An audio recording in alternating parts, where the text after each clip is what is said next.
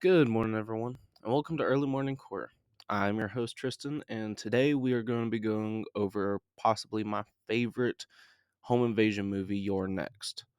Came out in 2011, I believe, but it didn't come out into streaming until like 2013. Uh,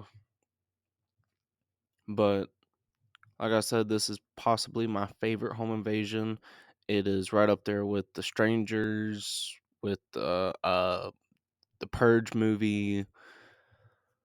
It's a really good movie. I don't know. I think that if you are a fan of slashers or home invasions or badass final girls, this is a movie that you want to watch. This movie also has probably my favorite final girl of all time, Erin. Uh,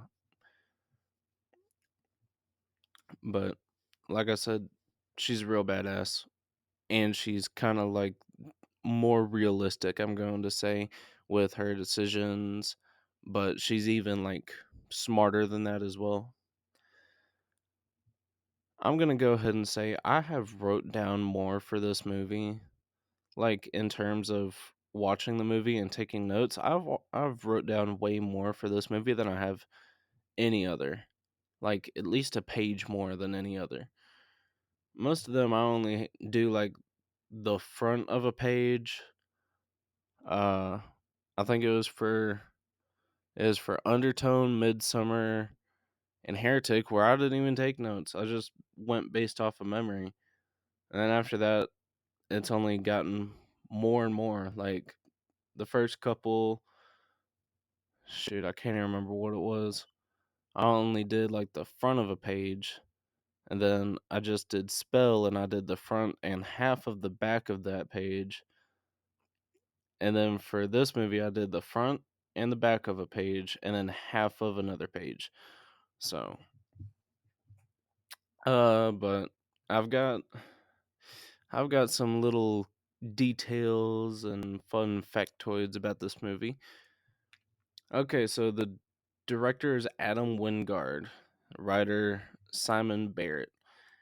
Adam is known for the movie The Guest, VHS, You're Next, of course, and Godzilla X Kong the New Empire. I'm sorry, but I would have never guessed that. Well, for VHS is specifically like I think it said tape 52 or something. Uh but The Guest is another good movie.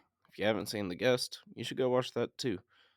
Has some pretty good actors. It's more like a it's kind of an action drama thriller. I wouldn't really say it's a horror movie, but and of course Godzilla X Kong New Empire is not a horror movie either.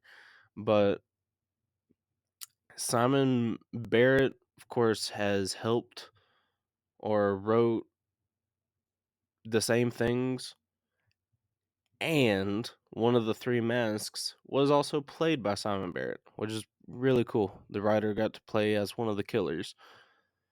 And also, if you are familiar with Ty West, who is kind of a horror icon himself, a legend of sorts, plays a character in this movie named Tariq, who, spoiler alert, gets killed off pretty early on. But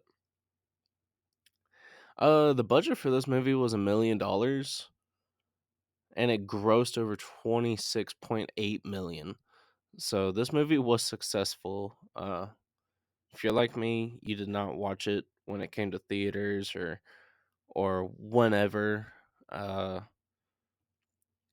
2011. So would have been I would have been 8. So it's it's very much not the kind of thing I would have watched when I was 8. But well, if it was just playing on the TV, I probably would have watched it. But the ratings, this movie is has decent ratings. So for Rotten Tomatoes, it has 79%, and IMDb has a 6.6 out of 10. So that's not bad. All right, now let's get into a couple. I've only got four. No, I've only got three fun facts, really. This movie was shot in 26 days. There was a movie not that long ago that I covered. I can't remember which one it was, that was shot in like 25 days. 26 days for this movie is pretty insane to me. I feel like because the action scenes, the survival fight scenes and stuff, I feel like that would have made this slow down. But nah, shot in 26 days. The home that this entire movie kind of takes place in, just except for a few little shots, the home was vacant for 12 years before they started filming in it. And of course, if you watch the movie, it does not look like it was vacant for 12 years. It very much looks like it has been maintained. And then this one, which I think was really cool, the masks, the lamb mask, tiger mask, and fox mask, they inspired the game Miami Vice. Which Miami Vice and Your Next, if you put them side by side, look nothing alike. They are very, very different. Miami Vice is a very bright type of game, but okay. Now, before I just start going and nerding out about the movie and all the cool scenes and praising Aaron as much as I will, I'm going to go ahead and say that because I'm now taking notes and stuff on these movies and getting more of what happens in the movie down to put into this podcast, there's a good chance that I will end up going back and redoing the Midsummer and Undertone. I already bought Undertone on Prime Video. It was $25. So of course I'm going to go back and I'm going to rewatch it with headphones on my laptop, the way that it should be, because it's gonna be insane with how good it's gonna sound. So there's a good chance that I will at some point in the future go back and redo those. So that way I can really capture the scene by scene, especially for Midsummer, because I have the director's cut and I want to really go through and do that. Uh and if you follow my Instagram, which is just early morning horror, I mean, it's nothing special. I may post pictures of movies that I watch saying my general opinion of it, but I may not do a review on it. If you follow my Instagram, you can always leave a comment, say, "Hey, I'd love for you to leave a review on this or something." There's a good chance I'll do it. I mean, but I also only really want to cover movies that I love. I don't want to cover a movie that I don't like, because then there's no passion to it. And I would rather not say anything about a movie than go through the beats of this movie and be at the end of the day like, God, that was a waste of my time. Like, I would, I'd rather say nothing negative at all than, no, I'd rather say nothing at all than something negative about a horror movie, because horror movies deserve a whole lot of appreciation. There is a lot that go into these movies. There's a lot that goes into filmmaking in general, and I'm not in a place to where I could ever judge somebody for a movie on a platform. Like, uh, who knows? In the future, maybe my mind will change. My frontal lobe hasn't even finished developing, but in the future, I may end up start covering movies that I don't like or something. But right now, if I ever do talk about movies I don't like, it'll be like just a bunch of movies that I don't like, and one episode just like, oh yeah, I really didn't care for Hole in the Ground. Boom. Next one. I really didn't care for Halloween Resurrection, even though I still enjoyed that movie because I watched it when I was young. Okay. Back let's get into this movie. Like I said, a lot of details written down. This episode may hit the 30-minute mark or so, but okay. So we start this movie off hot and heavy. All right, there's a couple going at it, and the guy he finishes. That girl is so unsatisfied. I've never looked. I've never seen someone more disappointed than her. But basically, he gets up, he gets in the shower or something, and she's walking around. And I don't know why I wrote this. I guess I just liked the way it looked. But there are utensil wind chimes outside, which is cool. And she makes herself a screwdriver and she puts on some music. Then he gets out of the shower and he turns and he looks and boom, it's the movie title written in blood. And then he gets killed too. Next thing we see is Aubrey and Paul arrive to their like retirement home ish.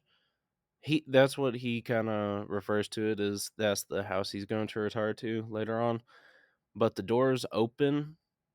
Uh, then we see Crispian, which is I don't think he's the oldest brother. I think he's like second oldest. I don't know.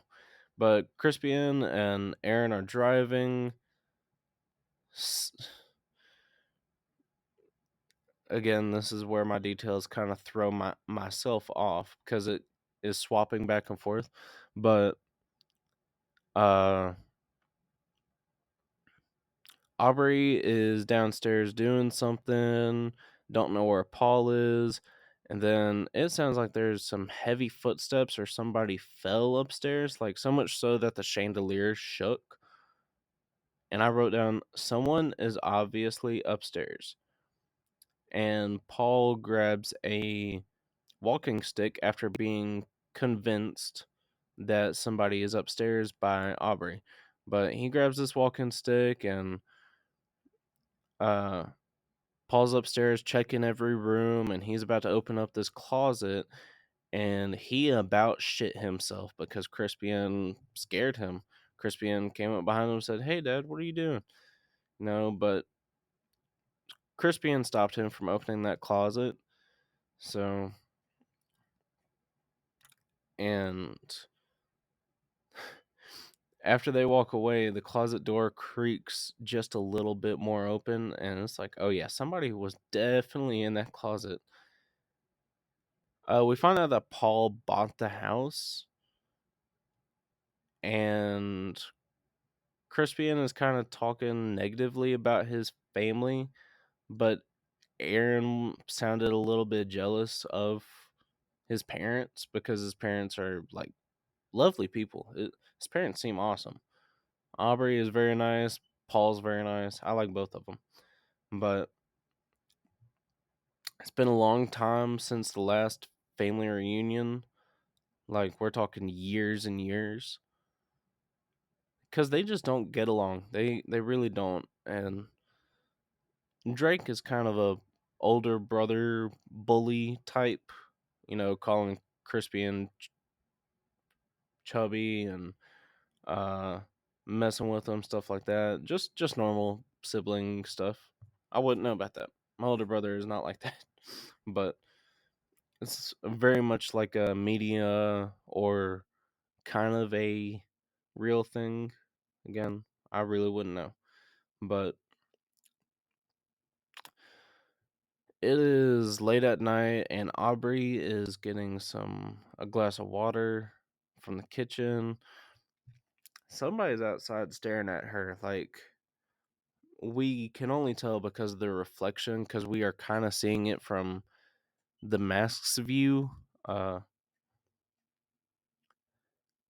but I just wrote down dickhead brother and nice sister-in-law. So basically, I think this is Kelly, Kelly and Drake. But yeah, I wrote down nice sister-in-law. She is a little bit judgmental about the whole Aaron and Crispy thing because Aaron is like a former student and teacher's assistants of his. But yeah. So Aaron is kind of just trying to figure out what she can do to help. I'm sorry if the audio kind of jumped up. I got closer to the mic. I just leaned forward a bit. But Aaron was sent to the next door neighbors for milk. And Crispy and Paul talk about publishing and how like Crispian hasn't really published much of anything. He's just teaching right now. And it seems like Paul is, I guess, a little bit disappointed almost. Like, he also seems a little judgmental about this, but uh, next thing we see is Kelly is upstairs. Looks like she just got done taking a shower. She's getting dressed, and Drake is upstairs with her, and Kelly is like, now where did Crispian find her or something like that? Like she's a bit judgmental about the situation because I guess because Crispian is her old teacher and that is a bit unprofessional, but he's trying to, get in them pants, but she's not in the mood. And then Amy, Tariq, who was played by Ty West, Z, and Felix arrive. This is like the next morning, but they all arrive. They all arrive. God, I can't read. Shoot, I need a lamp on my desk. I can't read. Okay. Amy greets with hugs. I don't know why I wrote prayer and Drake. Oh, wait, never mind. Okay. Amy greets everybody with hugs. Felix introduces Z. Z is smoking a cigarette, looking like the fastway ticket to get your mom disappointed in you. And yeah, Tariq seems nice. He seems nice too. He's wearing like a scarf, but he's like a documentary type guy. Okay, so next thing we are at the family dinner, and there's prayer and Drake asking Tariq about his documentary, and Drake is like being kind of confrontational with these partners. So he's kind of talking to Tariq about, oh, well, what do? You make film? Okay, well, you need to make TV shows or something. Like, he's a dickhead. I don't like him. But yeah, he's asking about his documentary, kind of like, well, you should just think about, doing something else if you're not really filming documentaries or whatever. Uh, then they're asking Aaron about school, and Drake and Crispy kind of get into it about their used to be professional relationship of her being a teacher's assistant for him, and under his breath he says just a bit unprofessional, like whispers it into his wine glass, and that kind of sets it off. But uh they start arguing. Everybody starts arguing. Everybody's yelling. Tariq is standing up and he's looking in the window, and then all of a sudden glass breaks and he's making a kind of sound, and Tariq is dead. Tariq dies. He got shot in the head with a crossbow. The family starts to panic, of course. Drake gets shot in the back. But they all end up making their way over to, I guess, almost like the lobby area right in front of the front door. Inside the house, of course, but they all make it there. And this part's funny. This is where they're trying to get like phone reception or whatever, and they can't because there's a phone jammer. The reason why we know there's a phone jammer is because Felix, who Drake calls Drake calls Felix a lowlife. He's like, Felix, you fucking lowlife. Talking about how Felix knows how you can buy cell phone jammers on eBay for like $30. Which I'm sorry. If you know about that and you're telling me that we have a cell phone jammer, I'm going to immediately kind of suspect you. I'm like, wait, how do you know where and how much they are? Like, then again, some people know weird knowledge, like me. But Felix, like, why are you calling me a lowlife, man? I'm just trying to help.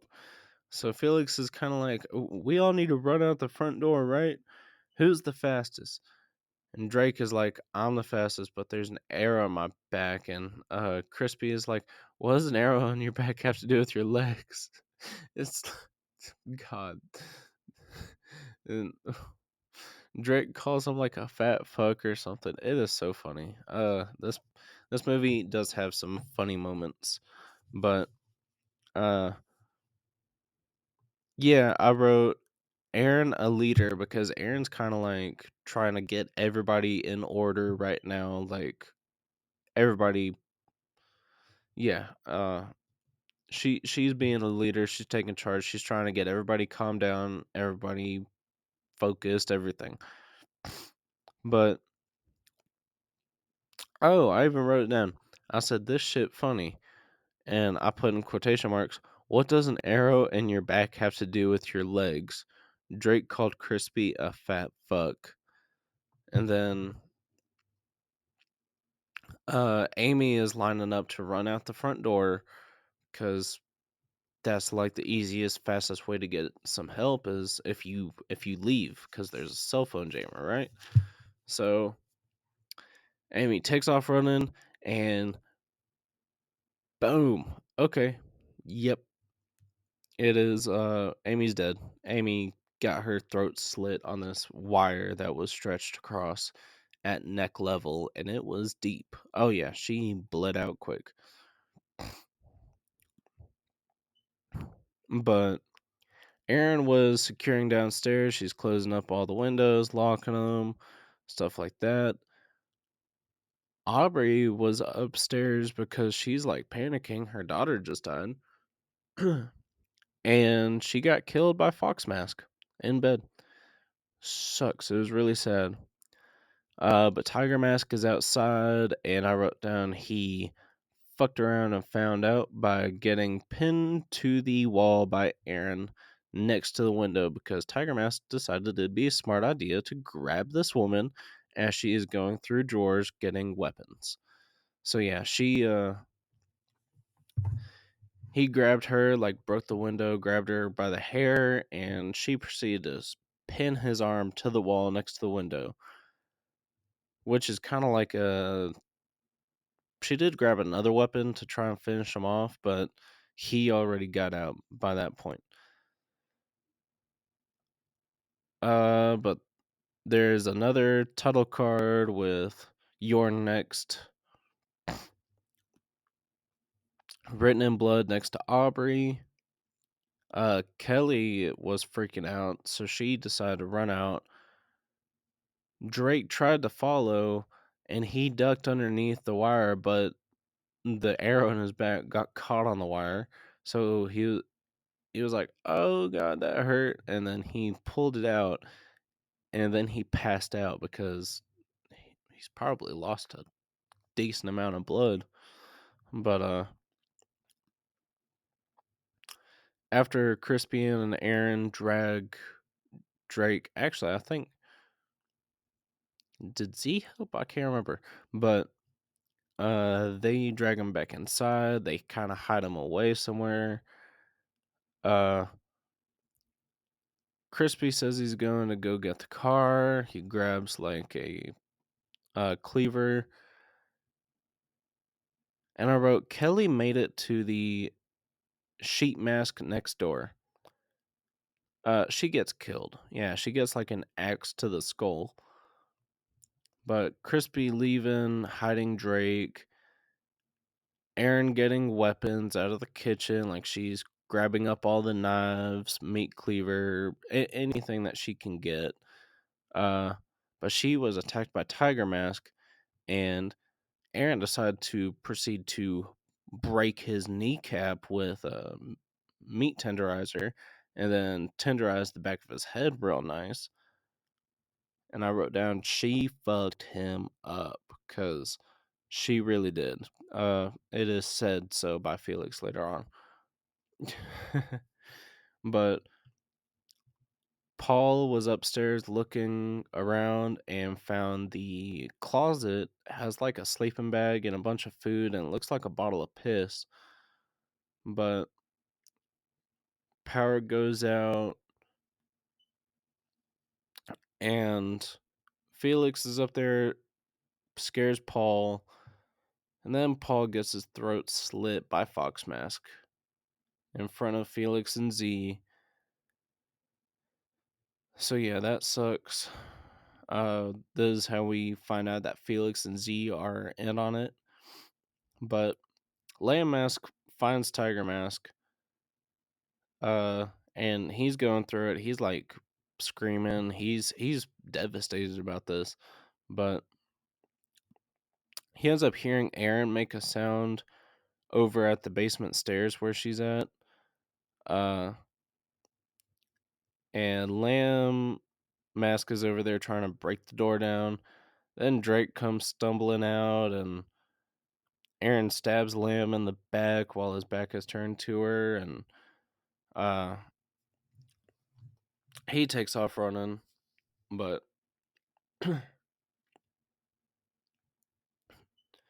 Aaron ends up covering Kelly because Kelly is Drake's wife, and Drake doesn't know that she's dead. But Aaron covers her up, saying that Drake doesn't need to see her like this. And Aaron is like, okay, we really need to secure this place right now because these guys are coming in, and yeah, they've got weapons, whatever. So Aaron is teaching Z to make these nailed planks to put outside the windows, so that way if they do step through the windows, they will step on these nailed planks. And Aaron ends up talking about how she grew up in a survivalist compound, and that's kind of how she learned everything she does about the weapons, about the uh everything basically was something that she learned. So Felix ends up killing Drake while they are in the basement looking for more tools and stuff. Stabs him with a whole bunch of random stuff. Like, we're talking tent stakes, we're talking screwdrivers, everything. Like, stabs him, I want to say around 9 times. It's insane. It was really sad, and Felix is kind of like, just die already, die for my sake, or whatever. It was so stupid.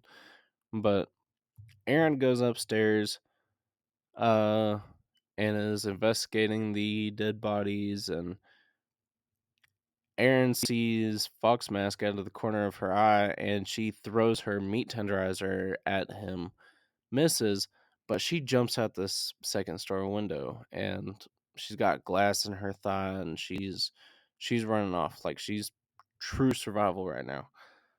Uh,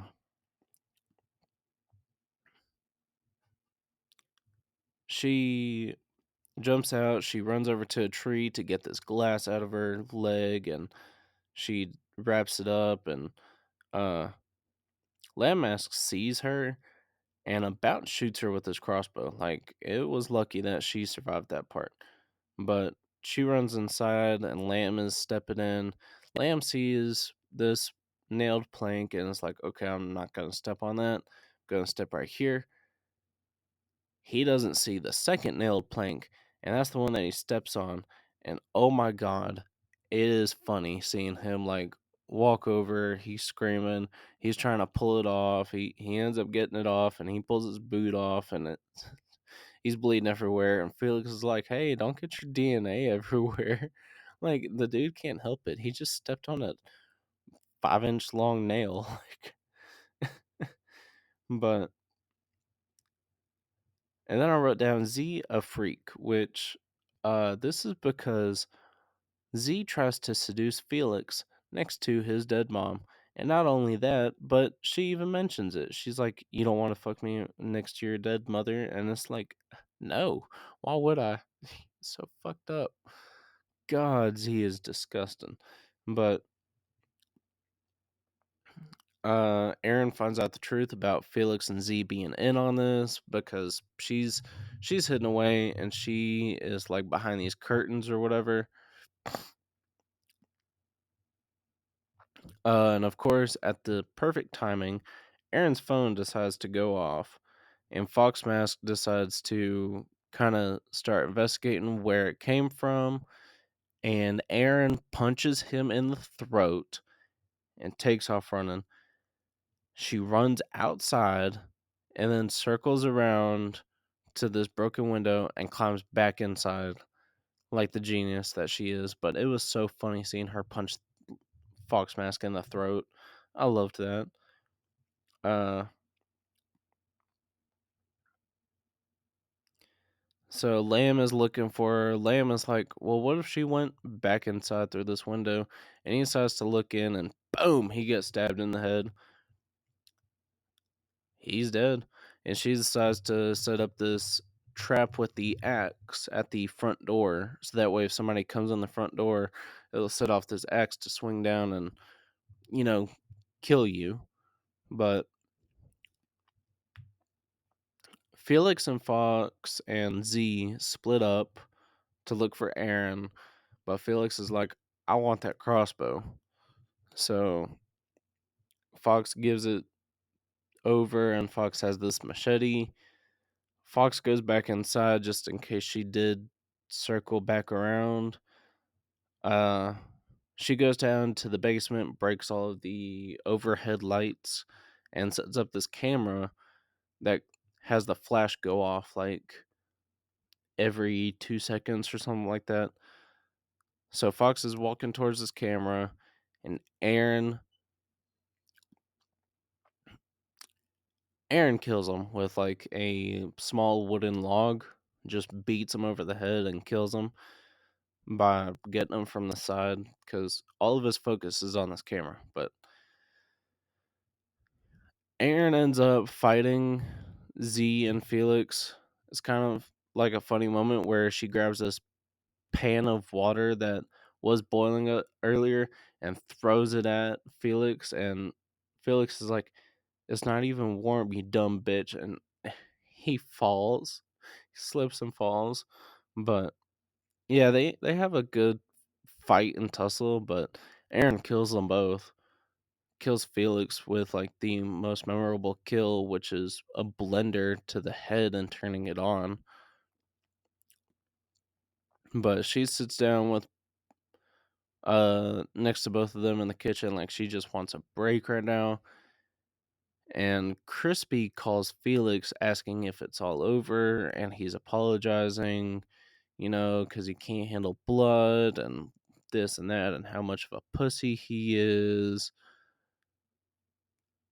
But he comes back, and Aaron confronts him, and he's like, "Well, look, you were never going to get hurt, okay? It was just my family, it was just for the inheritance. You were never in danger." But it's like, yes, she was. And I think this says about their relationship that he did not expect her to be able to kill everyone, uh, including him, because Aaron kills him by stabbing him in the throat and the eye, which valid. So, and this is the very last bit where a cop comes in, sets off the trap at the front door, and movie's over. Which Aaron did try and yell out to make sure that he didn't come in, but oh well, she's probably in prison at that point. So that is You're Next. Like I said, it is one of my favorite home invasion movies, if not my favorite home invasion movie. What I will end up covering next, I'm actually not sure. I may end up covering Ready or Not, or something else. I really don't know. I will upload about it before I do. So, yeah. If this movie was like just about, I think, as realistic as it could get, because this is something I feel like I could see on the ID channel. Like the whole rich parents, sons killing for inheritance, that happens.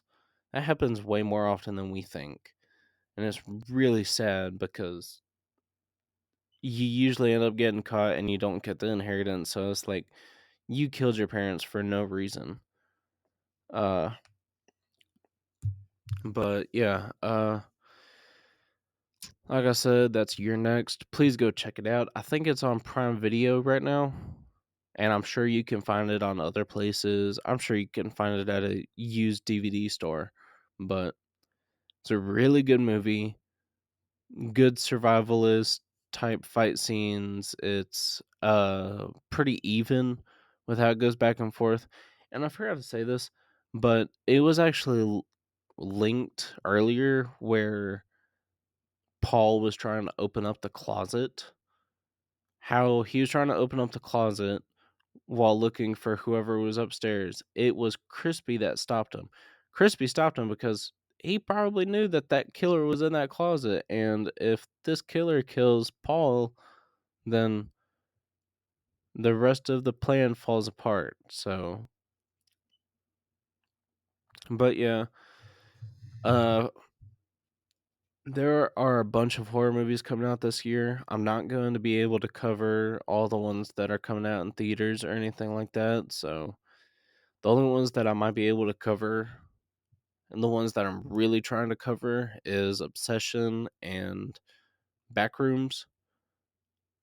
Maybe Hokum, I'm not sure. And maybe Clayface. Like I said, I'm really not sure about everything I'm going to be able to cover. Going to the theaters requires time, babysitter, all the above. So please don't hold it against me if I don't cover a movie that comes out in theater that you want me to talk about. Anyways, I hope that y'all have a wonderful day. Cannot wait to see you in the next one. If you have any suggestions about anything, feel free to message me, email, whatever. The email is earlymorninghorror@gmail.com. My Instagram is earlymorninghorror. So, of course, I'm also on YouTube, but it's just a audio to video transcript, so you won't be seeing my face or anything for quite a while. Hope you all have a wonderful day. Bye bye.